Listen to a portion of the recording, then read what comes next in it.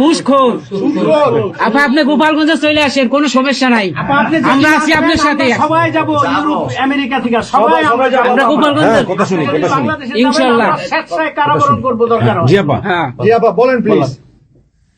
ওই আগুন দিয়ে পোড়ানোর পরে যেটুকু অবশিষ্ট ছিল সেটা লুট করতে গেছিল, কাজে ওটা তো চোর। জি বড় চোর, বড় চোর, সুদখোর, সুদখোর। ঠক। জি আপা। আপা আবার বিচার করবে আমাদের। আপা আচ্ছা আমি ও বিচার করবে জনতা। জনতা তো করবেই, আমরা নিজেরা করবো আপা, ফাঁসি চাই না, নিজের হাতে আমরা করবো। দৃষ্টান্তমূলক ফাঁসি চাই, যেটা জনগণ দেখবে, ওই ফাঁসি চাই। যার যার বাড়ি ঘর পড়াইছে করছে,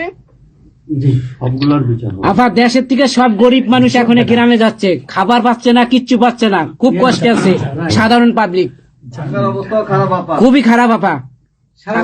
আমরা দোয়া করি আপনি তাড়াতাড়ি আসেন। বৃহত্তর নোয়াখালীর অবস্থা অনেক খারাপ আপা।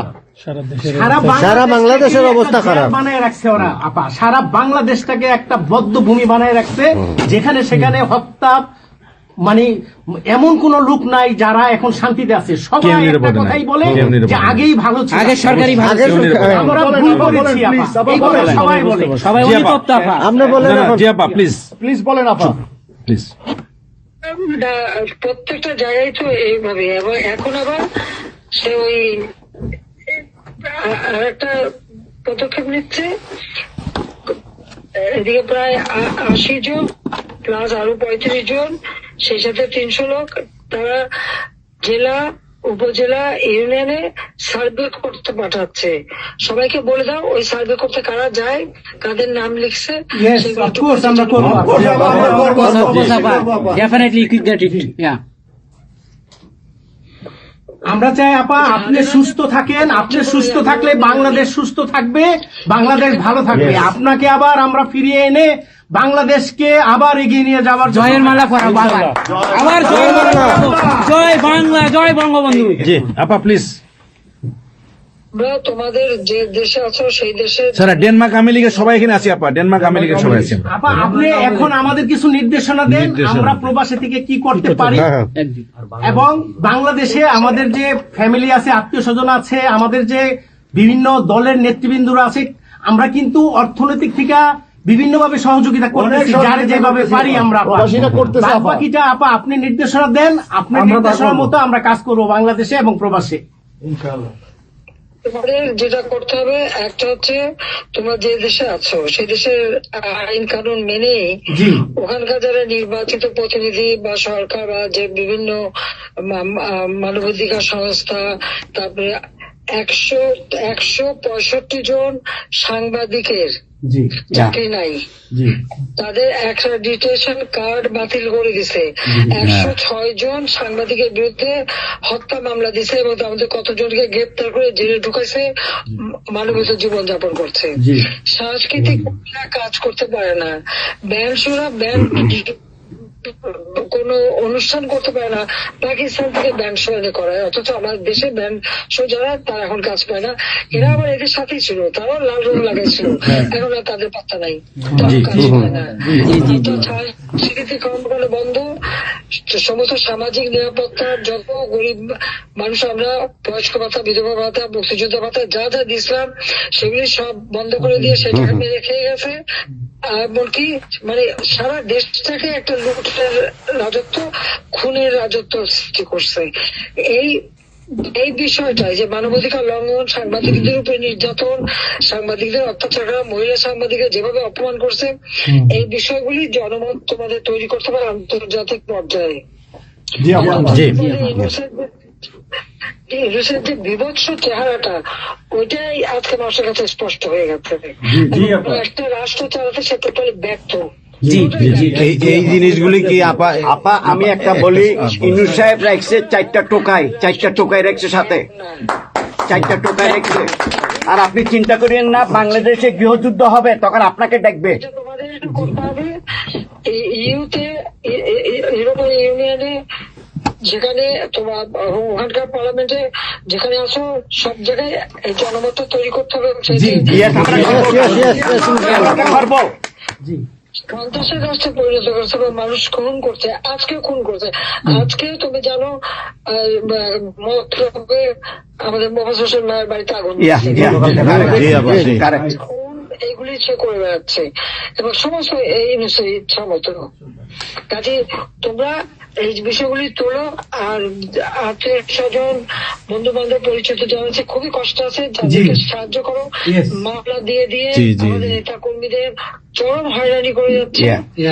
তাদেরকে সহযোগিতা করা, এই যে আইনজীবী ঠিক করা এবং আন্তর্জাতিক ভাবে কিভাবে মানে এদেরকে সব জনমত সৃষ্টি করা, সরকার যে অপকর্মগুলি করছে সেগুলি তুলে ধরা, এই কাজগুলি তোমাদের আমরা করবো। আপা একটা জিনিস একটু সন্দেহ লাগতেছে আপা, তাদের সাথে তোমরা থাকবা, কাজ করবা, আর দেশের ভিতরে মানুষকে যে এই সরকারকে না তাহলে দেশের মানুষের মুক্তি দেয় করবে। হ্যাঁ আপা, আমি একটু একটা কথা বলতে চাই। একটা জিনিস একটু সন্দেহ লাগতেছে যে পাকিস্তান থেকে যে শিপের মধ্যে কতগুলি কন্টেনার আসলো, এইটা কেন এবং এত দ্রুত ওরা কিভাবে পাকিস্তানের সঙ্গে ব্যবসায়িক সম্পর্কটা গড়লো? কারণ এইটা তো কোনোদিন ছিল না বাংলাদেশে, ৭১-এর পরে এটা হয় নাই আপা। এখন এইটা নিয়ে আমাদের আপনি তো অবশ্যই আপনি অনেক কিছু অবগত আছেন, এটা আমাদের জানার প্রয়োজন। এই তথ্যটা আমাদের বের করা উচিত যে কোনো ভাবে, গোয়েন্দা বলেন, যে কোনো ভাবে আমাদের তো কিছু না কিছু আছে, এদের মাধ্যমে এই জিনিসটা আমাদের খুবই দ্রুত বের করা উচিত। এরা কি মনে করতেছে, মনে হয় সম্ভবত ভয় পাইতেছে যে আমরা হয়তো দেশে একটা অরাজকতা সৃষ্টি করুম, ওরা একটা গৃহযুদ্ধের প্রস্তুতি নিতেছে অস্ত্র। আমার কাছে সন্দেহ। ওইখানে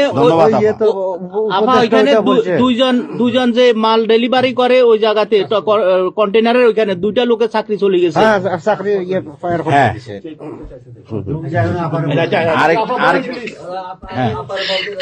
দেখতে চাই যে স্ক্যান করতে চেয়েছে, দেয় নাই।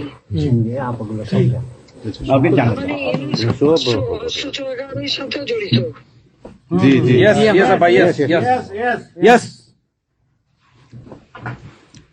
আপা এই দেশটাকে তো ওরা আবার সেই পাকিস্তানের পর্যায়ে নিয়ে গেছে, আমাদের এই দেশটাকে আবার উদ্ধার করতে হবে ইনশাল্লাহ। এজন্য আমাদের যা করতে হবে প্রবাসে এবং দেশে। আপা আমরা যারা বাহিরে আছি আপা, আমরা প্রয়োজনে দেশে গিয়ে আবার ওই মুক্তিযুদ্ধ আমরা দেখি নাই ৭১-এ, আমরা নতুন মুক্তিযুদ্ধে আমরা অংশ নিব আপা ইনশাল্লাহ।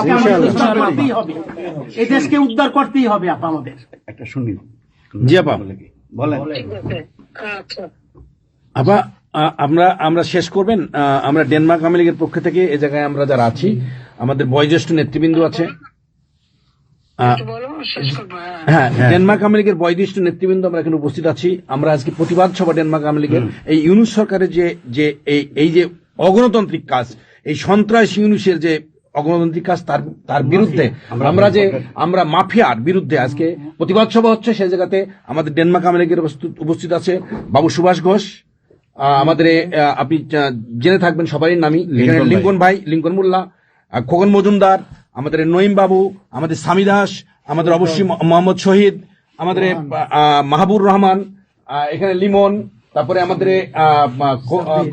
সাব্বির, তারপরে উপস্থিত আছেন আমাদের শামীম খালাসি, বোরহানউদ্দিন, আমাদের মাসুদ চৌধুরী, সামি দাস, হিল্লোল বড়ুয়া, লিমন, অনেক নেতাকর্মী দাদা আপা, অনেক নেতাকর্মী উপস্থিত আছে।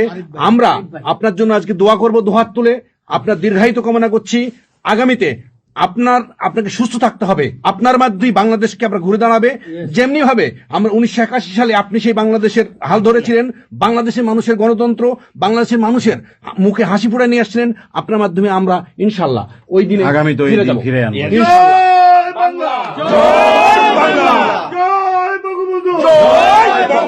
শেখ হাসিনার সরকার বারবার দরকার, বারবার দরকার। শেখ হাসিনার সরকার, শেখ হাসিনার ভয় নাই, রাজপথ ছাড়ি নাই। শেখ হাসিনার ভয় নাই, শেখ হাসিনার সরকার বারবার দরকার, শেখ হাসিনার সরকার বারবার দরকার। আপা আপনি একটা কি করে শুনুন, বলুন প্লিজ বলেন। আপনি তো বিজিএম নিও। জি হ্যাঁ আপা, আরেকটা জিনিস আমি জিজ্ঞেস করি আপনাকে, এত বড় একটা ঘটনা আপা আমাদের উপর ঘটে গেল, আপা আমার আমাদের গোয়েন্দারা কি করছে আপা? এই প্রশ্নের অ্যান্সার আবার দিয়েন না। আমাদের সাংগঠনিক অ্যান্সার যেটা হয়েছে, আমরা যেহেতু রেকর্ড করেছি এই অনুষ্ঠানটা, সেই এই পর্যন্তই থাক, আমাদের মনে বলে ভালো। এই পর্যন্ত আপনারা শেষ করছি। আপনাকে আবার ধন্যবাদ, আপনার জন্য দোয়া করছি, আপনার দীর্ঘায়িত কামনা করছি। আপা আপনি শেষ করুন, সাংগঠনিক নির্দেশনা দেন, আপনি শেষ করুন আপা, তারপরে আমরা শেষ। জি আপা, আমরা শেষ করছি। হ্যাঁ, রেকর্ডিং বন্ধ। ধন্যবাদ। রেকর্ডিং বন্ধ করুন, সব রেকর্ডিং বন্ধ করুন, সবাই রেকর্ডিং বন্ধ করুন, সবাই বন্ধ করুন। হ্যাঁ, এই রেকর্ডিং বন্ধ করুন, রেকর্ডিং বন্ধ করুন, রেকর্ডিং বন্ধ করেন, রেকর্ডিং বন্ধ করেন, এই রেকর্ডিং করবেন।